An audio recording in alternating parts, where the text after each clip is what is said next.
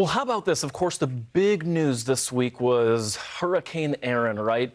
It caused major flooding across coastal New Jersey earlier this week. And New Jersey Governor Phil Murphy actually declared a state of emergency on Thursday for all 21 counties.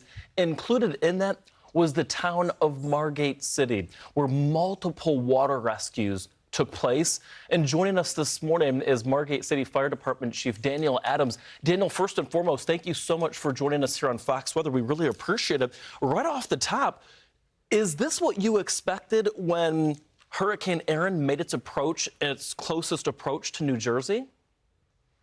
We were kind of expecting some water and some levels of water in our flood-prone areas and our low-lying areas. But as the tide came up, it just didn't recede. And once the water was there, we continued to have problems. And then the calls started with, vehicles being flooded and people calling 911 because they were stuck in the waters. It went from something simple to something bad in a matter of an hour. Yeah, it went from like 0 to 100, right? It was wild to see.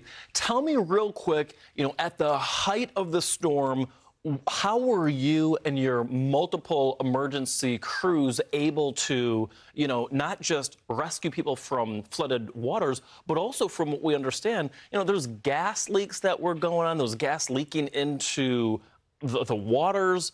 Tell me how you guys handled all that at the height of the stress. Yeah, it actually started off with a gas leak call, and then we started getting the calls for alarms, and we had 2 transformer fires and 1 electrical fire in a business along Ventnor Avenue. But during the height of this, we had some of our restaurants in town back on Amherst Avenue, the video you're looking at now, and they were packed. And we ended up having a fire alarm call to the one restaurant. And when our deputy chief got on scene, he found that the restaurant was filled and these people had no way of getting out of there. So we had our high water trucks already out on the road because they were making rescues from vehicles, and they just went there. And we actually ended up calling our mutual aid partner, the town of Longport, right next to us, and they provided a crew of 5 and their 5-ton or their, I say, storm truck to assist us. In total, we took 34 people from the 2 restaurants, and I wouldn't say we rescued them. It was evacuating them to a safe area, and we got them, to a safe area, and then we eventually got them home, and that's what they were looking for. And you see some of the pictures here showing the people being loaded into the truck. That picture showing the one call, we had an electrical fire on Ventnor Avenue. It just happened quick, and the water didn't recede. That was part of the problem. 3 hours after the high tide, 4 hours after the high tide, the water levels were still up. Daniel, it strikes me that so much went on, from the gas leaks, as you mentioned, to the multiple fires that went on as well. Did this storm overachieve to your expectation? Were you guys expecting the water to get that high and seep into restaurants like that? Well, they did predict the water to be that high. National Weather Service in our area, Mount Holly, did say that we could have up to 7.6. They kind of lowered it. But I think we ended up having right around 7.2 or 7.4 as far as the high water above the mean level. But we were prepared. We had our trucks in place, and we were able to respond. And people were great. They worked with us. The people that we took from the restaurants were happy that we were there. And we rescued in the vehicles. We went from I think we had 7 vehicles in total of 18 people that we brought out of vehicles, including 3 dogs, and the youngest victim being a 3-month-old. And in fact, one of the cars that was stuck on Adams and Monmouth was they called 911 because they couldn't even open their doors to the car because the pressure of the water on the outside. And I go back to something you hear all the time: turn around, don't drown.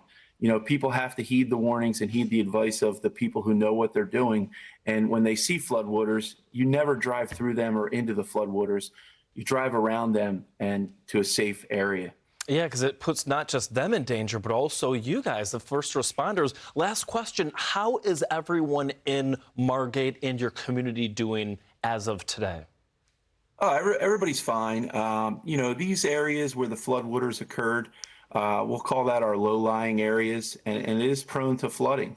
I will say this, the last time I saw flooding this significant was probably the January of 2016 storm, which we did have significant flooding during that storm. So that was like the last time I saw this, but everybody's good. And, they were happy that we were there. And, I do have to give another quick shout out. Our dispatcher at Police Communications, she did an outstanding job of handling all these 911 calls and assuring that we got to these emergencies and provided the service we did. And we were also supported by our police department, who again did an outstanding job of assisting us to make sure that we didn't miss any response or any call. But pay attention to the surroundings when we get a storm. The good thing we had here was we didn't have any rain or anything else to go along with the storm. Had we had rain on top of that, and this storm did get closer, this could have been a lot worse, and the outcome could have been a lot worse. Absolutely, not just for Margate City, but really for the East Coast of the United States. Daniel, I got some good news for you. I have 70s and sunshine today through the rest of the week for all of you in Margate City, New Jersey. Margate City Fire Department Chief Daniel Adams. Daniel, thank you so much for hanging out with us this morning here on Fox Weather on the Fox Business Network. We appreciate your time.